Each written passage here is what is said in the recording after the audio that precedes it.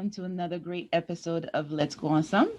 Today we are diving into the LGBTQIA community, and to help us discuss this very important topic is myself and a very special guest, Kenji. Kenji, welcome and thank you for joining us. Hi guys, thank you so much for having me. It's a really, really big pleasure for me to be here. Yay. Welcome. Awesome. And I know the ladies have prepared some great questions. So Jeff, why don't we start with you? Yes, great. So my question, and Goddard or Kenji, you guys could both answer. Whoever feels more comfortable answering is fine as well.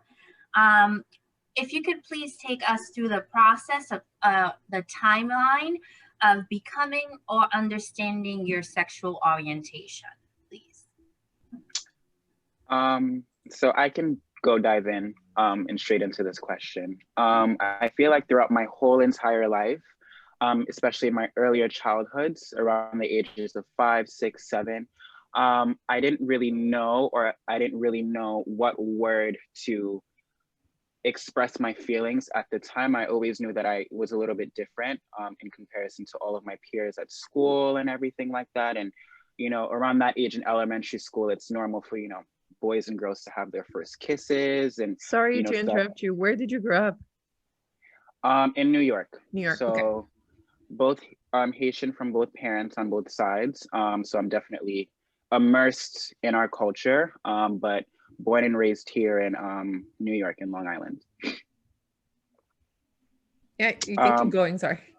Yeah, no worries. Yes. But to continue, so essentially I've always kind of had a feeling, but I guess the first real realization when I really came to terms with my sexuality, I was about 12, 13 years old.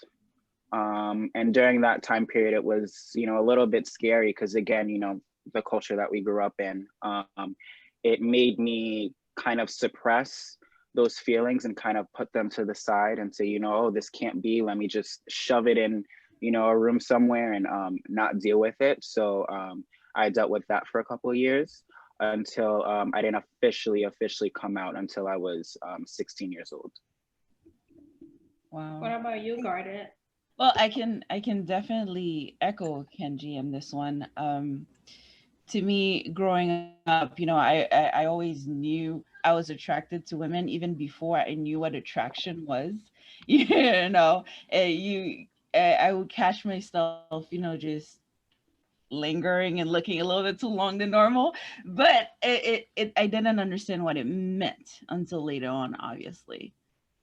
So once I finally started to like NG, I kind of like pushed it aside. I was in a heterosexual relationship for years before I actually decided to actually see a woman and be with a woman. So yeah.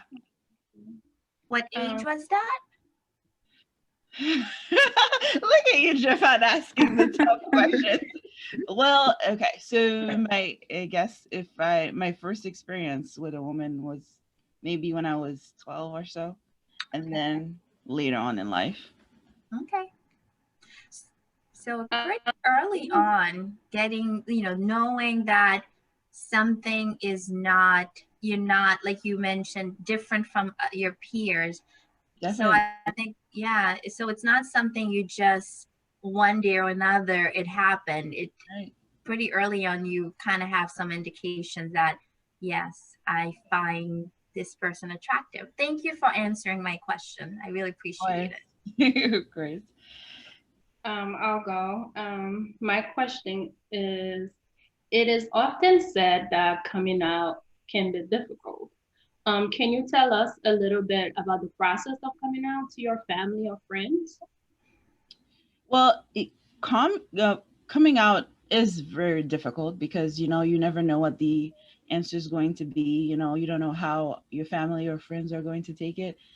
And it's definitely a process because not only you have to come out to your friends, you have to come out to your family. And essentially every time you meet someone new, you essentially coming out because, they don't know what your sexual preferences are. And they might ask, oh, how's your husband? But you don't really have a husband, you have a wife. So it's kind of like a long process through life. You kind of always coming out. But for me, I didn't get a chance to come out so much as someone had said something to my mother and she had asked me about it. So, and it was a very tough conversation because she was given all this information before I had time to say to her what I was actually feeling. So it's definitely difficult. And I came out to my friends before I did to my family. So it's usually easier with friends because they don't judge you as severely as your Yeah. family. Okay. What was your, can you tell me a bit more about what your mother's actual reaction was? Was she like accepting or? But, she herself, she was like, I raised you as a Catholic and we don't believe that kind of stuff. And, and who is the man in this relationship? And I was like, yeah. So the typical question. She was disappointed, but she eventually accepted, but not accepted. Her acceptance was not talking about it. So And Her that's so acceptance So is avoid tolerance. So it's she tolerates it. avoiding. right. Okay. till Avoid. today, till this day, Yeah. how do you feel about that? It's gonna be hard if I do decide to get married. I feel like it's going to be another hard conversation again. So But do you think eventually, like, she will come in support and be fully accepting of you? I think she will. I don't think my dad so much, but I think my mom will. Okay. Did you How ever about had you? the actual talk with your dad? Sorry. No, my dad kind of he sat there through this conversation, but he did not say much. So pretty much he kind of like dismissed it. Yes.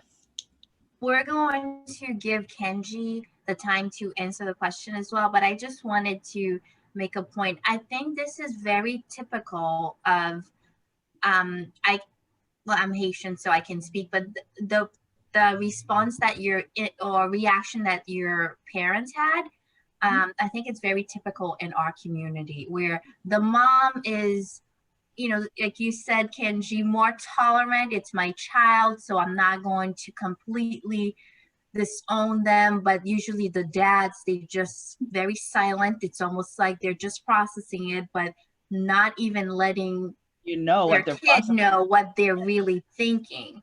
Right. I'm saying that because I've had the same experience in my family, and it was exactly the same reaction.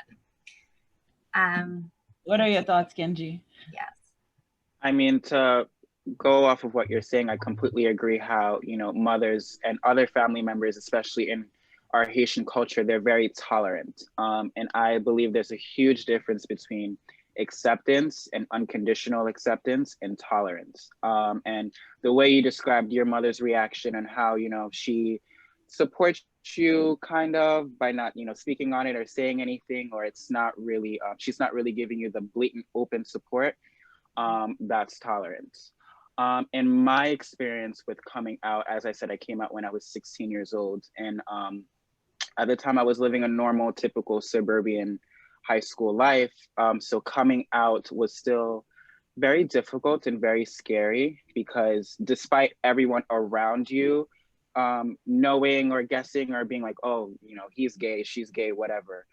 You yourself, you still believe that you're doing a very good job at hiding it. So coming out and really saying those two words out loud, it's very, very, very, very difficult. And I don't think, a heterosexual person really understands the strength that it takes to say those two words for the first time coming out. It's really scary and just, it's an undescribable feeling because you are so conditioned to think of how wrong it is and how, it's a sin. You grew up Catholic, granted, so did I. So we kind of grew up in the same, thinking of, oh, it's a sin, you're gonna go to hell. God, doesn't condone this, et cetera, et cetera, et cetera. So with those conditioned thoughts, when, you're at an age where, you wanna pursue your feelings or you wanna, test out the waters or you wanna authentically be yourself, it's hard to do so.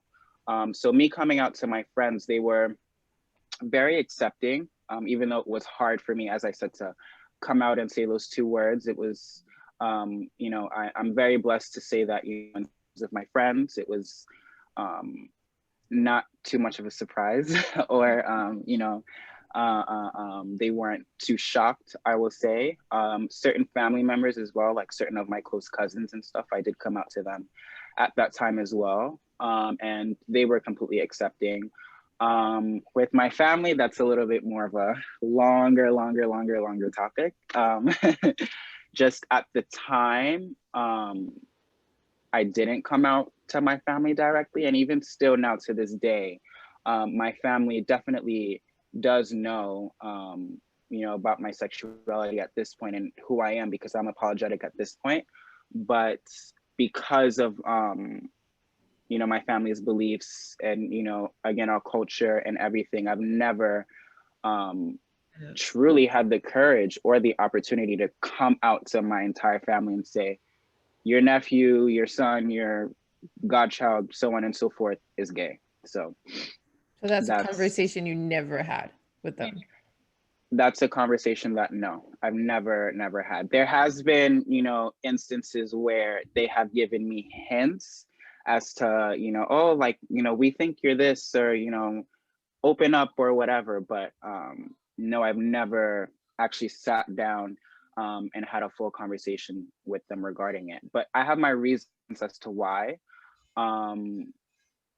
You know, it's definitely, as I said, scary, and it's definitely something that gives a lot of anxiety. However, I believe that because of what I endured during my teenage years, I just want to put it out there. I definitely lived a very blessed life, and I'm definitely aware of that. And my family, I love my family so much. They've done so much for me. However, because of my sexuality, I during my teenage years, my confidence was hindered a lot. And certain things that I'm still going through to this day, at 22 years old. My as I said, my confidence was hindered. I had no sense of, pride, or no sense. I didn't know who I was. I wasn't able to really figure out who I was or what I wanted to do, because I was so sheltered, and I was trained, and my brain was literally conditioned to think that, something's wrong with you. something's wrong. Exactly. I mean, you made a point, both of you guys made a point saying that a lot of people think that it's a sin. And I want to ask a question regarding that. Why would either of you guys say to someone that thinks like being gay, lesbian, or bisexual, it's a mental disorder? How would you respond to that? Oh, that's a good one. Yeah. I will say this, and again, to relate kind of, to what I've been through with my family, but not really. Growing up, my family would always express or describe gay people as, "Oh, you entrez dans ma sisi." So whoever's watching this who doesn't understand Creole, it's like a secret club that you're going into. Like, Yo, I opposite. don't, you're entrez dans ma sisi. I don't really know how else to really translate that, but like, you're kind of going into a club. And Can I say, I think the way that I would translate it, it's a personal choice Right. rather than You're this so right is about who that. you are. Yeah. It's like if you're signing up for a club, you have the choice to sign up or not. Mhm. So it's like that's how we see it when we say you want to see. It's like, oh, you're bored, so you just decide to just start dating men, basically. Like more so like a trend. Right. exactly, Yeah. exactly. That, So my thought on that is that, if I grew up, I was born, I grew up into a very culturally Haitian religious family. I just don't understand why one day I would wake up and choose something for my life that's completely against everything that I was, raised on, and against my culture, against my family's beliefs, my ancestors' beliefs. That doesn't really, honestly doesn't really make sense to me. So I would answer the question to someone, yes, in certain religions, it's believed a sin, or, You're going to go to hell for it. But if I'm a Catholic myself, still now to this day, so why would I wake up and consciously make a decision to go against all of my family's beliefs? Yeah. And guarded, what do you think they relate that to, like the psyche, like saying that you have a To me, it doesn't. I honestly don't understand why that makes any sense. It's like saying why is someone that someone is attracted to the opposite sex can also be a mental disorder, right? So why is the what you're attracted to has to be mean that something is wrong with you? Attract the laws of attraction. You're attracted to what you're attracted to. I don't feel like it should automatically be correlated as something being wrong with you. I do want to point out that it's no longer considered, it's gender identity problems or issues. It's no longer, it doesn't fall into the mental disorders. They removed it. So we are making progress. And we should also point out the fact that no one, so far from all the research that they have done, no one knows for sure it can explain someone's sexual like orientation. So whoever is saying this or that, they're just speculating because there's no factual evidence that this is why someone is gay or a lesbian. Or just So discriminating. what is it? Or just discriminating. Exactly. Right. And just as we find racial discrimination abhorrent, I find homophobia the same. It's it shouldn't. I think as Kenji was talking, I could feel a nut, something inside, because I just feel like why would someone have to go through this for something that is very natural? It's who they are. And we talk about white privilege. I think heterosexuals have a lot of privilege that they are not aware of. And, I'm and glad I you. know some people might feel very offended by me comparing, what our racial discrimination and all that. But that's, to me, it just goes down to the fact that we're all human beings, and if you do not want someone else to make you feel a certain way, do not do the same to anyone. So yes, we go through life, we choose our partner without even thinking. We don't have to come out. You don't have to feel a certain way to just be yourself. So we should be aware of our privileges. Definitely. That we live in a heteronormal society, whereas the cookie cutter perfect picture unit of a family is a mother, the father, and kids. And we're just so conditioned to think that's the normal way of life, and that's the normal family unit and the normal relationship dynamic between two adults. However, I will say that homosexuality has been amongst human society for thousands and thousands and thousands of years.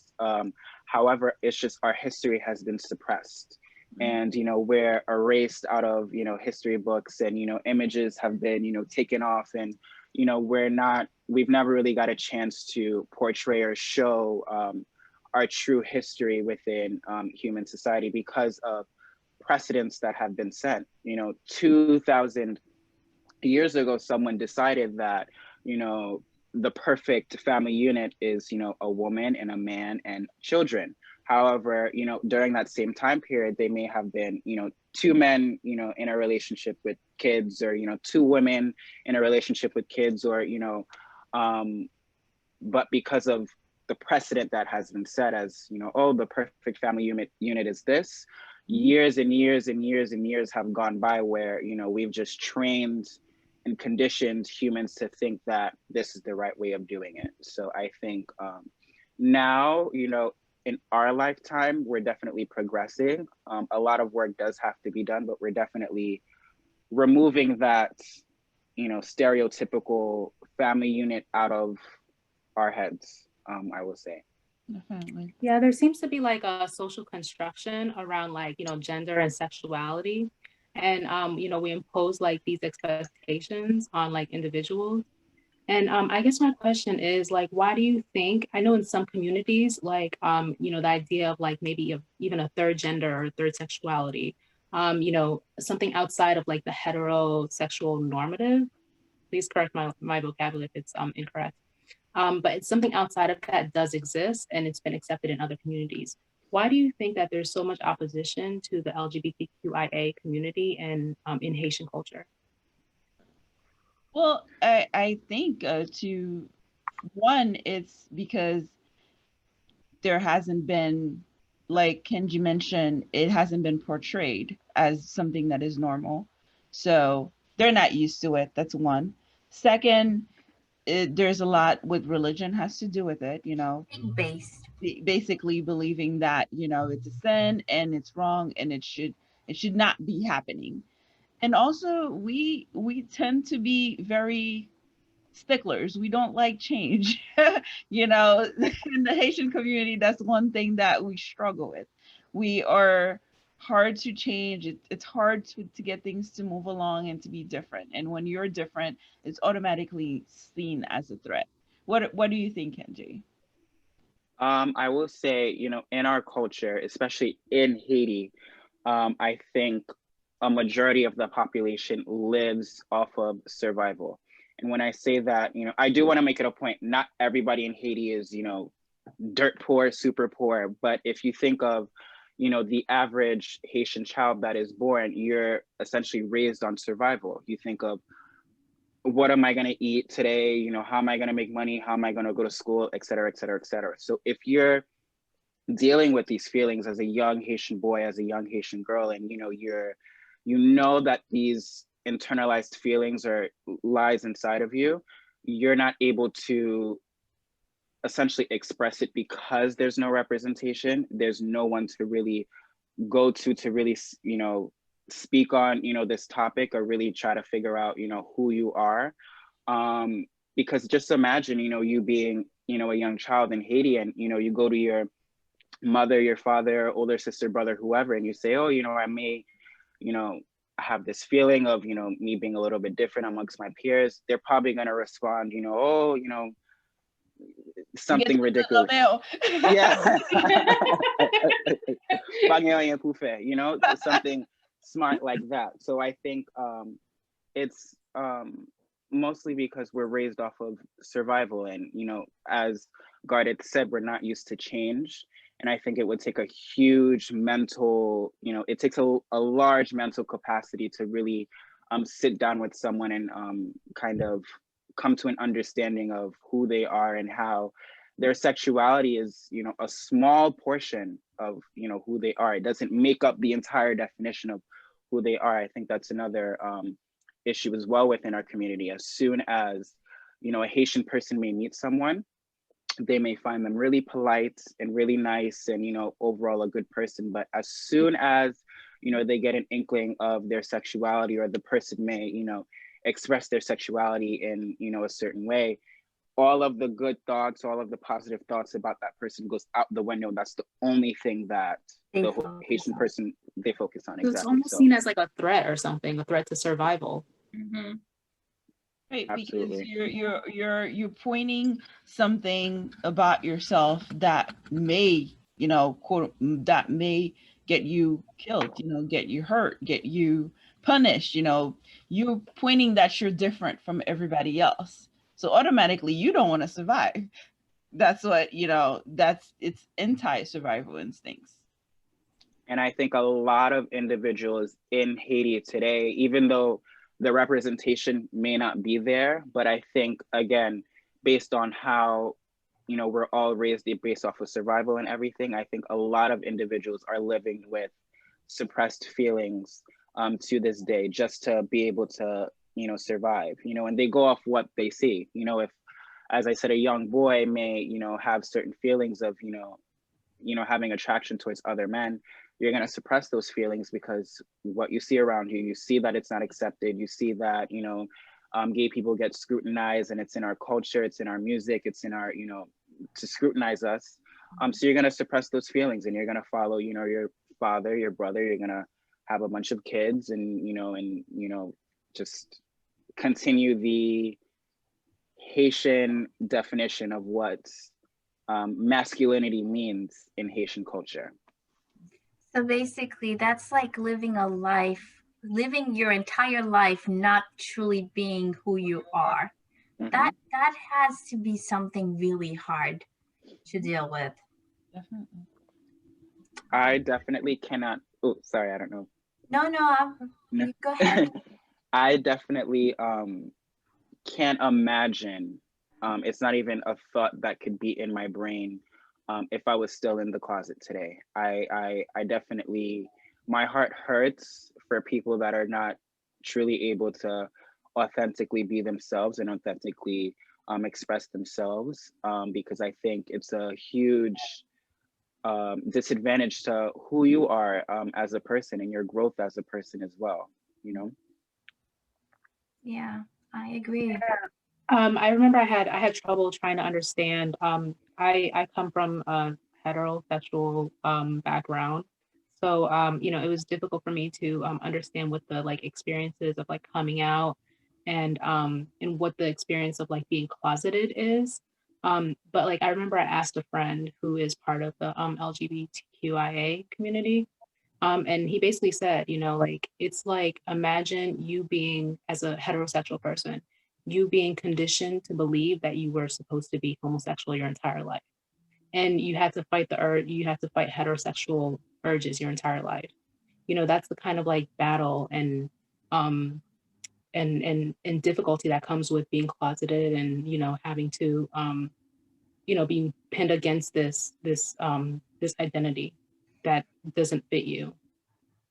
And I tried to imagine if I was part of that community having that conversation with my parents, and I don't think it would ever happen. I don't think I would ever have the strength to do that.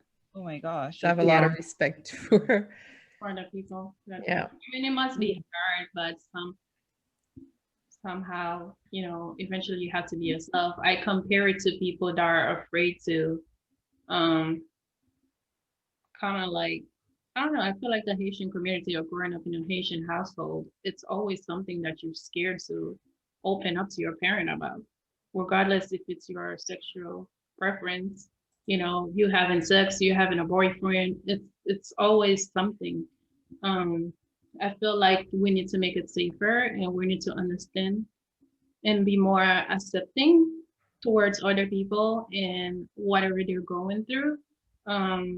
If that's what's gonna make them happy, I think we should definitely be more accepting of it. And for me, I think that's how I am with my family. I do respect my parents, but if it makes me happy, I'm gonna do it regardless of their opinions, because I'm grown, I'm paying my own bills, and I'm not under their roof. Yeah, so I'm not a Timon anymore. So, mom, you don't like it, okay? We're gonna have to agree to disagree. But when do we cross the line of respect? How can I be happy and at the same time Your parents. not disrespect them, and like it's I think very tough. I think it's more than a I applaud you, Gardet and Kenji. I know it's a tough thing to do, but yeah. I think it's more of it's a more than a question of disrespect. I think it's about not feeling loved, not getting that love from the people that you love the most. So coming out could mean not ever having a relationship with your parents again. And I think that feeling of knowing that the people that you love the most will not that you will not have them in your life, I think that's scary. Right? They'll be disappointed in you. They'll, that just that overall feeling. Can you imagine, as a child, you depend on your parents to love you? I mean, they're supposed to love you no matter what. It really can affect you your entire life to know that the two people that no matter what are supposed to love you unconditionally, they just because of something, and I'm not simplifying it, but it's, to me, it's normal for your sexual orientation. They decide that, uh, no, okay, well, I think I understand, but you don't truly feel like They do. they accept you or they love you. This must really be something that could damage someone's self-confidence and the way you view the world, because we view ourselves through our parents' eyes, because that's, like, we depend on them. Okay. There are many stereotypes about what a gay or lesbian person looks like. Do you find it hard to spot a member of the LGBTQIA community? Kenji, you want to take this one? I will say, to answer your question, yes, there are. I do find that there are certain stereotypes that, in society, people just automatically, assume, oh, if a person is wearing this or looks like this, they're gay or they're lesbian or whatever. Me personally, when it comes to other gay men, it doesn't matter how masculine they may seem. I'm always pretty spot on being able to spot out a member of the community in public. So that's my answer on it. Horrible gaydar. I I cannot spot a lesbian to save my life. Okay. So, I know, you can talk about this stereotypical way of, butch or femme, or they look a little bit more masculine, great. But it's not always the case. There are women who just naturally like to wear blazers and, pants, and just they look a little bit feminine.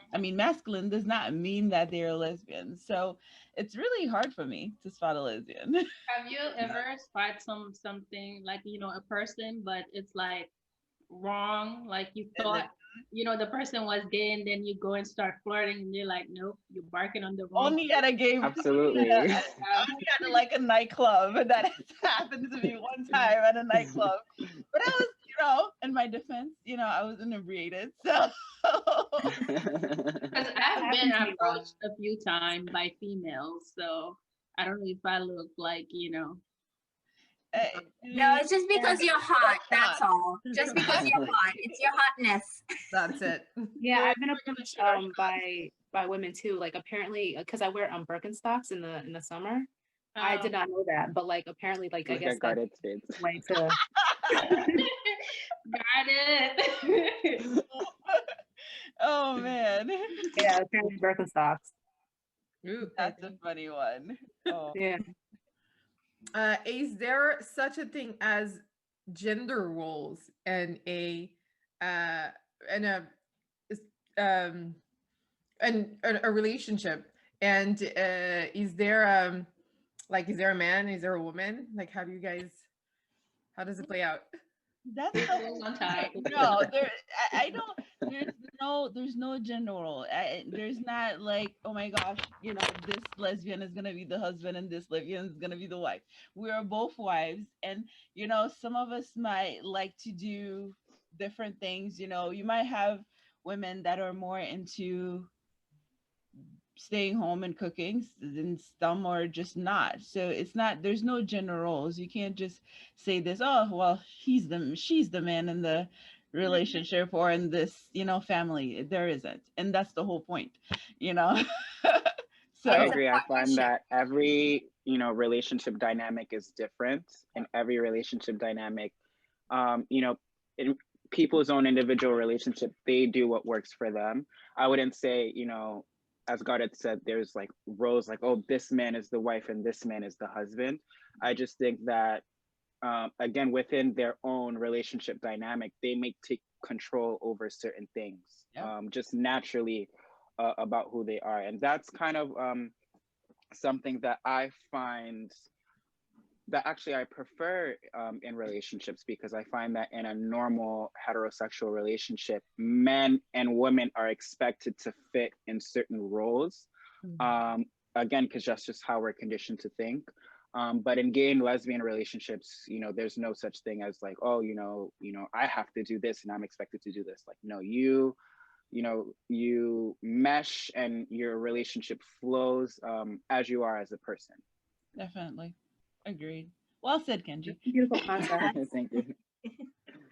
And it's a new perspective too. I never thought of it that way. Oh. Yeah, less pressure. Well, I struggle with that, with gender roles a lot in my relationships. So I hate cooking, and I'm not big on cleaning and and doing housework. So yeah, that's been a problem in my previous relationships. They expect me to do it. And I'm I don't like, think there should be like, okay, you're the woman, you do the cooking. It's Just supposed to be Yeah. 50-50. right.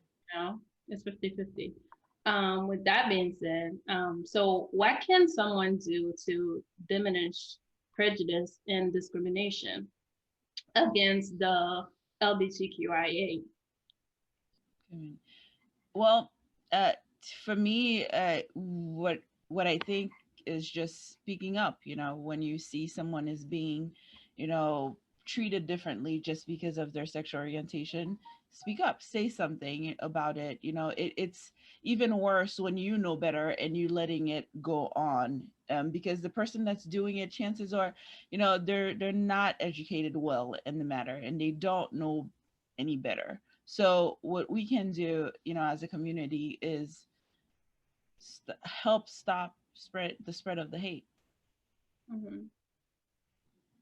What are your I thoughts? also think it has to do with um well, I find it okay, me as a gay man amongst other men, whether it be, other gay men or straight men or, straight women, a lot of them have what I would call a fragile masculinity, whereas they're afraid to be in a space with other members of the community because they believe that, oh, like, they're gonna come and devour me, and they're gonna or they're gonna act a certain way, or they're gonna act weird around me or whatever. And I think that it has to do with the person that's projecting hate and discriminatory, sayings and, actions against people in the community. They have to work on themselves, because there's no reason as to why you're um, gonna pass prejudice on another human being that you may not even know, if you are not dealing with some sort of internalized, insecurities or issues yourself. So that's my opinion on it. Whenever, if I'm ever walking on the street, and, I've been in relationships before where me and another, man, another person, we're walking on the street, and, you hear things or whatever. My immediate first thing is like, it's not necessarily something that has to do with me per se. It's the other person. Why me? I'm living my life. I know where I'm going with him, I know where I'm going with him. I'm happy. So why is my actions or Making my you feel happiness uncomfortable. exactly? Yeah. That's a very strong way of looking at it. Yeah, not a lot of people share that mentality, which I, definitely understand. And it took me a long time to actually come up with this realization. It's not something that, just happened overnight. But I really, truly do believe that it has something to do with their own insecurities, or you're trying to fit into your gender role because you're raised to think that, oh, a man is supposed to be like this. So when you see another man going against that and is happy, you're like, oh, like that bothers me because I'm doing so much to fit that role. And, exactly, you're miserable. To expand on that also, Kenji, just because someone is, lesbian or gay or in however they identify, does that mean they are automatically attracted to everyone in the same Exactly. sex? Like, attraction is an individual thing. Just because I like women doesn't mean I'm attracted to every single woman in the world. So I that's couldn't something agree to more. keep in mind as well. Yeah. I think that's really interesting how like we try to like impose our own definitions of like manhood and womanhood on like, everyone we meet. So that brings me to my question. So like how do we think like the Haitian definition of manhood and womanhood opposes or supports the LGBTQIA community? Oh, that's it. That's a good one. Well, the same way that or men are faced with this idea that they have to be strong and they have to not cry and they have to demonstrate this blatant masculinity, they have to be tough, they have to work out and all that stuff that are imposed on them. Not every man is like that. So it's even worse in terms of whether you're a gay man or that does not enjoy these activities. So it's I don't think I definitely the idea of manhood in a Haitian community definitely opposes um the LGBT community, I feel. I agree Definitely. 100%. I think, Haitian manhood is defined by, you know, how much women you're sleeping with, packet femme, gobuda, whatever, whatever. Like that's what I definitely think it's measured by that. As I said, how much, who are you sleeping with? Like the hottest girl, or, how much money you may have, or how, macho man, ukipe tout à fait, whatever, whatever. I think it's measured by that. So being a man and being attracted to other men within the community, it just goes against everything that we're believed to think that a man is supposed to be. I love it. To end this beautiful conversation, Mhm. what advice would you guys have for anybody part of that community but who's still in the closet and that are afraid to come out to their friends and family? You can never push someone, out of the closet. I've experienced that myself. I've dated someone who was in the closet while I was not. It's difficult. It's emotionally straining. So you can never tell them, this is the right time to come out, because everyone has a specific time that they're going to do that. So what I would say is, continue to work on yourself, continue to be proud and happy of the person that you are. And in doing so and working on yourself, doing so, you will be able to share who you are with the rest of the world. Kenji? I will say that definitely it's a process where you have to really take your time. And, as God had said, I was never outed. And I can't imagine what that experience or, that feeling was like. But I think that, you know, take your time. Your happiness is waiting for you. Don't let the opinions of your family, or the beliefs of your family, your friends, whatever, hinder you from finding your true happiness and really authentically being you. I think there's so much more to life when you're unapologetically living it for you, and not trying to fit into another person's or another culture's belief. Definitely. Well, thank you so much, guys, for this awesome conversation. And thank you, Kenji, for joining us. We really appreciate and loved your input. And thank you to our viewers for joining us for another great episode of Let's Go Awesome. We post on YouTube and Facebook and Instagram on Thursday at 7 p.m. And if you gain anything from today's conversation, is that you cannot judge a person based on solely their sexual orientation. There's not a direct correlation between how good or a bad person you are based on your sexual preferences. And with that, I'm going to leave you guys with the words of one of my favorite gay person, Ellen DeGeneres: be kind to one another. Comment, like, and subscribe to our YouTube channel. Yes. Yes. Thank you, Tal, for always inputting that.